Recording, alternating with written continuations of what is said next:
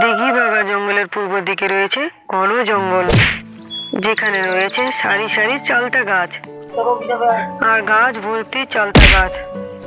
যে চালতা মাটিতে পড়ে পচে নষ্ট হলো, সেই গ্রামের মানুষ চালতার স্বাদ প্রায় ভুলেই চলেছে। কারণ ঘন জঙ্গলে গ্রামের কোনো মানুষ আসতে সাহস পায় না।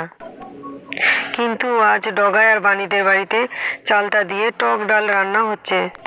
ডগাইয়ের মা সব রান্না শেষ করে দিয়ে ছেলে মেয়েকে ভাত খাওয়ার জন্য ডাক দেয়।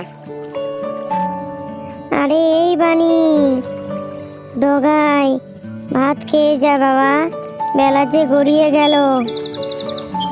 আয় দেখবি, আয় তোদের জন্য আজ কি রান্না করেছি। টকের ডাল? কতদিন ধরে টকের ডাল খাইনি। মা আমাকে দিদি থেকে বেশি ডাল দিবা। না মা, ভাই সবসময় এরকম করে, তুমি আমাকে বেশি দিবে। আচ্ছা বাবা, আচ্ছা, তোরা দুজনে শান্ত হয়ে বস তো। কিন্তু তার আগে তোরা আমাকে একটা কথার উত্তর দে, তোরা দুজন চালতা পেলি কোথায়? গ্রামের ওই চালতা বনে তো কেউ যাওয়ার সাহস পায় না। আর কাল গোটা সন্ধে তোরা কোথায় ছিলিস? জানো মা, কাল চালতা করতে গিয়ে কি হয়েছে? এই দিদি, মাকে কিছু বলিস না রে, মা খুব পিটাবে। এই তুই চুপ কর তো। বনি, বল কালকে কি হয়েছিল? বাণী তখন তার মাকে সমস্ত ঘটনা খুলে বলে। কাল যখন আমরা চালতা কুড়াচ্ছিলাম, তখন ওই ডাইনি হারিকেন নিয়ে বেরিয়ে এলো। আর জানো মা, ওই ডাইনি বুড়ি যাকেই দেখতে পাচ্ছে তাকেই তুলে নিয়ে যাচ্ছে। জানো মা, ওই ডাইনির বুড়ি জীবনে অনেক দুঃখ কালকে আমাদের বলেছে। আর ওই ডাইনি বুড়ি চোখেও দেখতে পায় না, শুধু হারিকেনের আলোতে দেখতে পায়। আমাদের বলছিল আজ থেকে ওই চালতা বনে বহু বছর ধরে ছিল আমার শ্বশুর বাড়ি। গরিবের মেয়ে হওয়ায় আমার শাশুড়ি আমাকে কোনো দিনই পছন্দ করতেন না। এমনই একদিন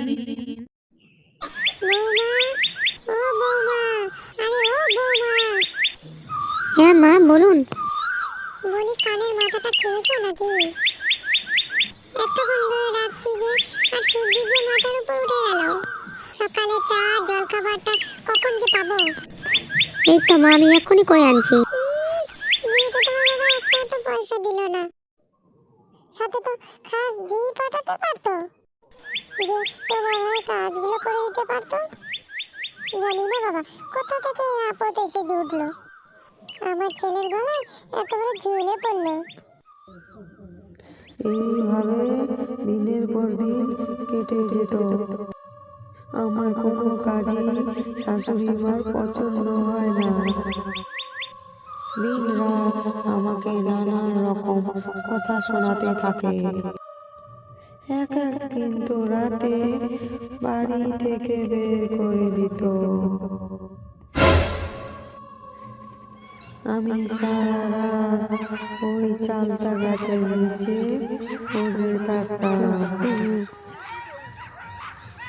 একদিন হলো কি, বলি, বিয়ের তো বছর খানিক হয়ে গেল, এখনো তো নারী নাতনি মুখ দেখলাম না। এইরকম অপেরা হলো কি জানলে তোমাকে কোনোদিনই বউ করে আনতাম না। আপনি কেন এমন করে বলছেন মা? এতে আমার কোনো দোষ নেই। চুপ করো, আর বেশি কথা বলো না। যাও, চলে যাও রান্নাঘরে, আর যা সবজি আছে তাই দিয়ে রান্না করো। তারপর আমি কাঁদতে কাঁদতে রান্নাঘরের দিকে যাই। কিন্তু সেখানে গিয়ে দেখি কোনো সবজি নেই। আরে বাবা, রান্নাঘরে তো কোনো সবজি নেই, এখন আমি কি দিয়ে রান্না করি? কিন্তু সময় মতো রান্না না হলে মা আমাকে আবার কথা শোনাবে। যাই, গাছ থেকে চালতা পড়েছে নাকি দেখি, তাহলে চালতা দিয়ে ডাল বানাবো। আরে আমার এই চালতা ডাল তো খুব প্রিয়, ওদেরও নিশ্চয়ই ভালো লাগবে। তারপর আমি গাছতলা থেকে চালটা কুড়িয়ে এনে ডাল বানাই। তখন আমার শ্বশুর বাড়ির দিকে চালতার ওই ডাল চল ছিল না।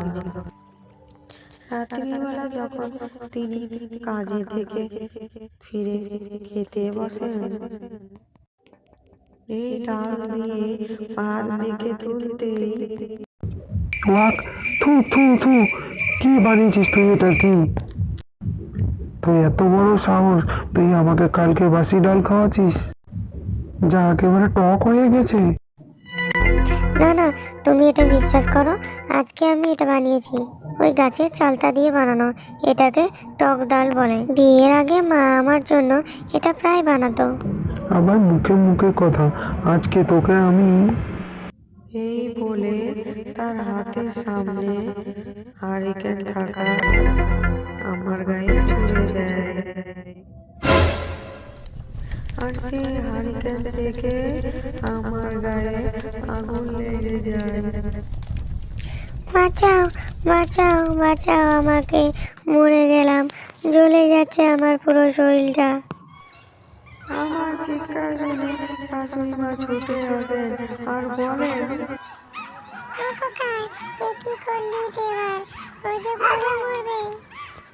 ওই চিৎকার করে গ্রামের লোক আসার আগে চল আমরা এখান থেকে পালিয়ে যাই।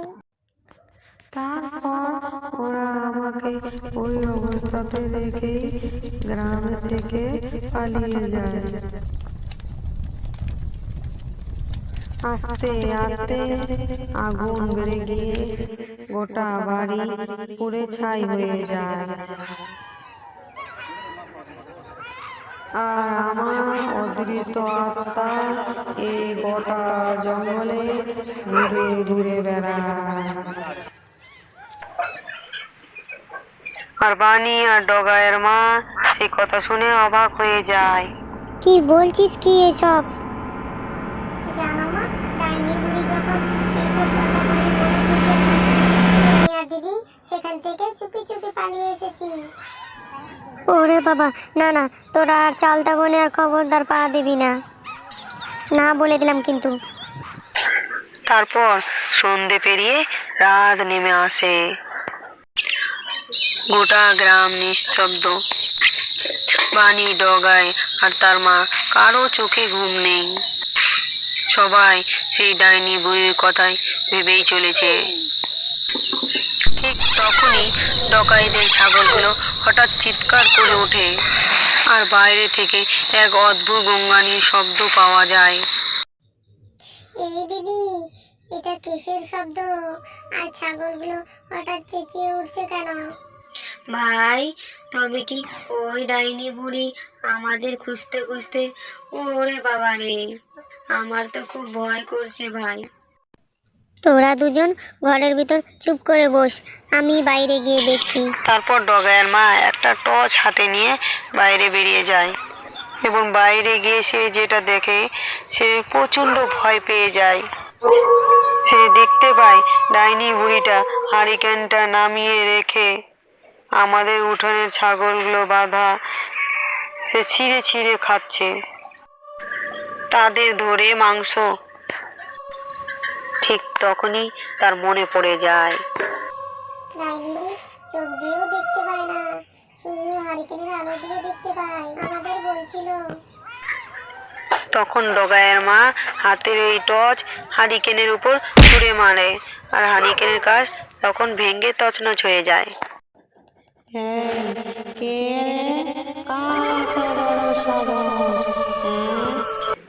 এই বলে ডাইনি বুড়ি যেই হারিকেনটা তুলতে যাবে, অমনি ডগাইয়ের মা গিয়ে সেটাকে ফু দিয়ে নিভিয়ে দেয়, আর জোরে জোরে চিৎকার করে ডাকে, কে কোথায় আছো গো? তাড়াতাড়ি আসো, গ্রামে আবার ওই ডাইনি বুড়ি এসেছে। তার চিৎকার শুনে গ্রামের লোকজন লাঠি সোঁটা নিয়ে বেরিয়ে আসে। তবে রে, তোর এত সাহস, আমার হারিকেনটা ভেঙে দিয়ে তুই গ্রামের লোকজনকে ডেকেছিস? এই বলে সে আবার তার হারিকেনটি জ্বলিয়ে নেয়। কিন্তু ততক্ষণে গ্রামের লোকজন জড়ো হয়ে গেছে। তারপর হারিকেনটা তুলে সবার মুখ একে একের পর দেখে আর বলে, সব কটার মুখ আমি দেখে নিয়েছি। এত সাহস তোরা কি না আমার জব্দ করবি? আমি তোদেরকে দেখে নেব আমি তোদের। এই কথা বলে সেই ডাইনি বুড়ি হারিকেন হাতে নিয়ে জঙ্গলের দিকে চলে যায়। আর জঙ্গলে প্রবেশ করতেই শোনা যায় এক ভয়ঙ্কর হাসির আওয়াজ। প্রতিদিনের মতো সন্ধে পেরিয়ে গভীর রাত নেমে আসে। দিঘি ভাঙা চালটা বড় যেন অন্ধকারে ফুটফুটে যায়।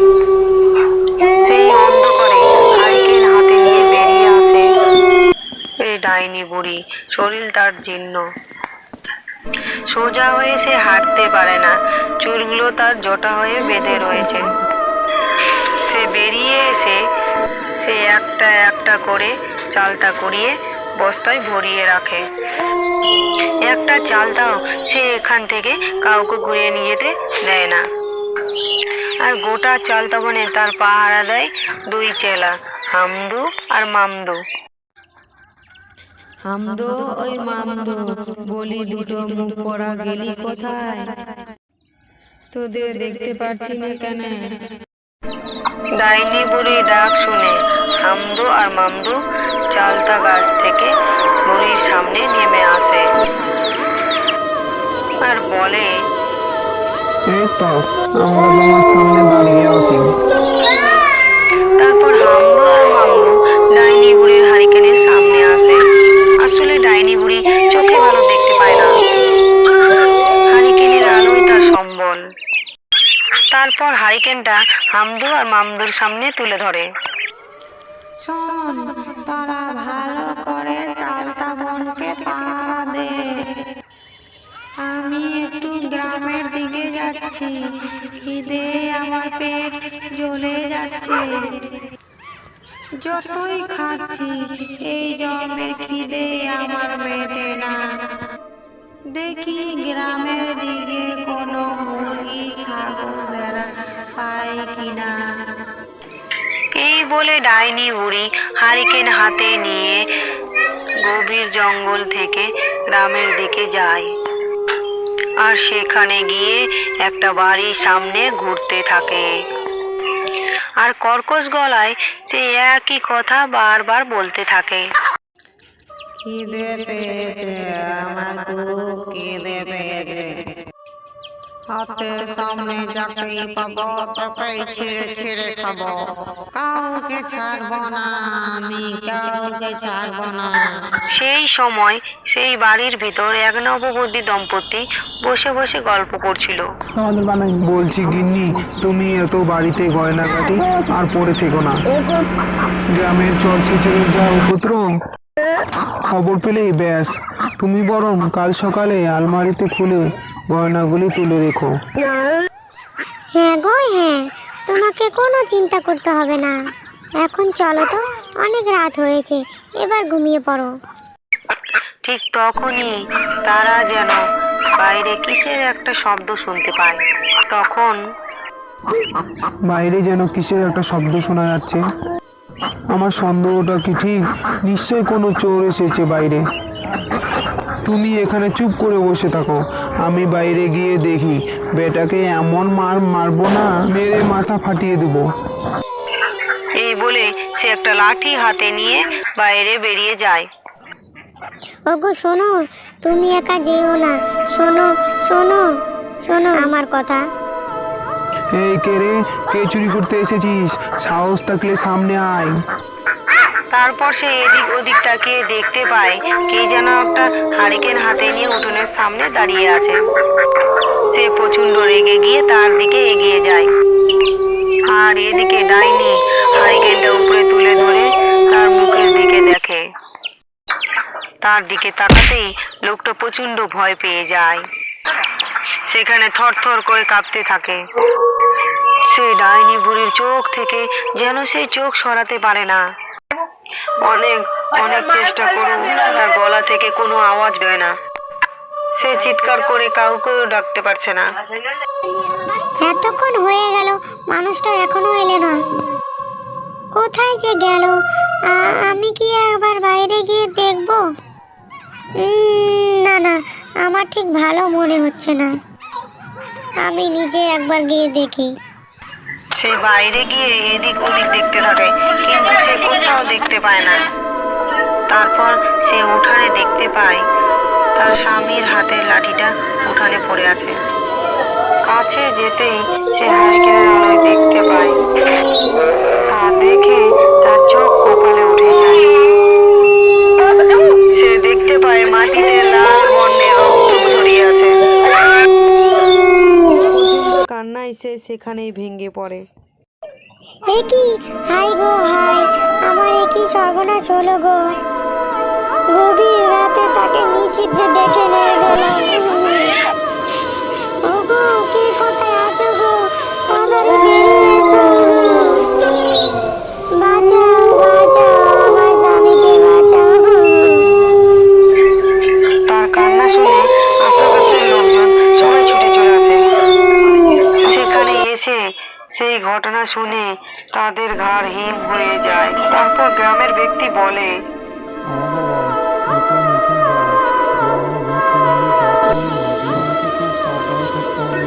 এভাবে বেশ কয়েকদিন কাটতে থাকে। যেদিন যেদিন ডাইনি বুড়ি খিদের জ্বালায় থাকতে পারে না, সেদিন সে হারিকেন হাতে নিয়ে গ্রামের ভিতর চলে যায়। আর তার হারিকেনের সামনে যে আসে আর বেঁচে ফিরতে পারে না, তাকে মেরে জঙ্গলের দিকে টেনে নিয়ে যায়। শুধু সকালবেলায় গ্রামের লোকজন দেখতে পায় সেই জায়গায় রক্তের বন্যা বয়ে রয়েছে। একদিন সকালবেলায় কমলা তুলসী তলায় পুজো করছিল। ঠিক সেই সময় বানি আর ডগাই তার সামনে এসে বলে, মা, ও মা, আমাদের খুব চালতা দিয়ে টক ডাল খেতে ইচ্ছে করছে। আমি আর দিদি যাব চালতা তলা থেকে কটা চালতা কুড়িয়ে আনবো। খবরদার না, ওই চালতা তলার দিক একদম পা বাড়াবি না, বলে দিলাম।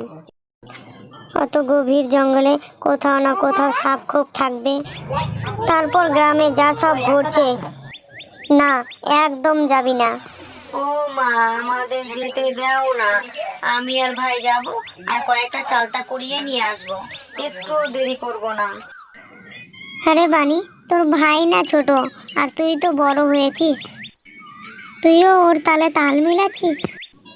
চুপচাপ গিয়ে দুজনেই পড়তে বস, তোদের যেন বাইরে আমি না দেখতে পাই। আর জোরে জোরে পড়বি, আমি রান্নাঘর থেকে যেন আওয়াজ শুনতে পাই। এই বলে কমলা সেখান থেকে চলে যায়। তখন বানি তার ডগাই ভাইকে বলে, কি হবে রে ভাই, মা তো আমাদের কিছুতেই যেতে দিচ্ছে না। কিন্তু আমার তো চালতা দিয়ে টক ডাল খেতে খুব ইচ্ছে করছে। তুই চিন্তা করিস না দিদি, মা যখন দুপুরে ঘুমাবে আমরা খেলতে যাওয়ার নাম করে তখন চলে যাব। আর সন্ধে হওয়ার আগে আমরা বাড়ি ফিরে চলে আসবো। বেশ কেল্লা পথে মা কিছুই বুঝতে পারবে না, আর বকবেও না। তারপর সেই কথা মতো তারা চুপি চুপি বাড়ি থেকে বেরিয়ে চালতা কুড়োতে চলে যায়। সেখানে গিয়ে এত গভীর বন জঙ্গল দেখে বানি আর ডগাইয়ের গা ছমছম করতে থাকে। তারপর তারা ডাইনির চালতা গাছে চালতা কুড়িয়ে যেই বস্তায় ভরে, তখনই হঠাৎ আকাশটা কালো মেঘে ছেয়ে যায়। প্রচন্ড দমকা বাতাস বইতে থাকে। এই দেখে বানি আর ডগাই প্রচন্ড ভয় পেয়ে যায়। তারপর শুরু হয় মুষলধারে বৃষ্টি। তখন তারা ওই গাছের তলাতেই চুপটি করে দাঁড়িয়ে যায়। দেখতে দেখতে সন্ধ্যা নেমে আসে। এ ভাই, আমার তো খুব ভয় করছে। এখন আমরা কি করে বাড়ি যাব? মা তো আমাদের খুব বকবে। ঠিক তখনই হারিকেন হাতে নিয়ে বেরিয়ে আসে ওই ডাইনি বুড়ি। এই দিদি, ওটাকে হারিকেন হাতে নিয়ে এদিকে আসছে। এই সেই পেতনিও তো, যে রোজ গ্রামের ভিতরে ঢুকে সবাইকে তুলে নিয়ে যাচ্ছে। তারপর হারিকেন ডাইনি তাদের সামনে এগিয়ে যায় আর বলে, এই কে রে? কার এত বড় সাহস? আমার চালতা বনে ঢুকে চালতা কুড়োচ্ছিস? সামনে আয় বলছি, আজ তোদের মেরে রক্ত চুষে খাবো। দিদি, ডাইনি বুড়ি মনে হয় ভালো চোখে দেখতে পায় না, চল এখান থেকে তাড়াতাড়ি পালাই। এই বলে যখন তারা দুজন এখান থেকে পালাতে যাবে, এমন সময় ডাইনি হারিকেন তুলে তাদের মুখ দেখে ফেলে। বানি আর ডগায়ও ডাইনি বুড়ির দিকে তাকিয়ে প্রচন্ড ভয় পেয়ে যায়। তারাও আর সেখান থেকে পালাতে পারে না। এ তো দেখছি কচি কচি দুটো ছেলে মেয়ে, তোদের এত সাহস! এইটুকু বয়সে এই ঘন জঙ্গলে চালতা কুড়োতে এসেছিস? তোরা জানিস এই চালতা বন আমার, এই হারিকেন ডাইনির। হারিকেনের আলোয় একবার যখন তোদের মুখ দেখে ফেলেছি, এবার তোদের হাড় মাংস চিবিয়ে চিবিয়ে খাবো। আজ তোদের কেউ বাঁচাতে পারবে না, বুঝতে পেরেছিস তোরা? আমাদের ছেড়ে দাও, আমাদের মেরো না। তোমার কি একটু দয়া ময়া নেই? আমাদের মতো ছোট ছোট বাচ্চা ছেলে মেয়েকে মেরে ফেলবে বলছো? আমরা তোমার কি ক্ষতি করেছি? তোমার কি কোনোদিন কোনো ছেলে মেয়ে ছিল না? কেন তুমি আমাদের এইভাবে মারতে চাইছো? ডগাইয়ের এমন কথা শুনে হারিকেন ডাইনি হাউমাউ করে কেঁদে ওঠে।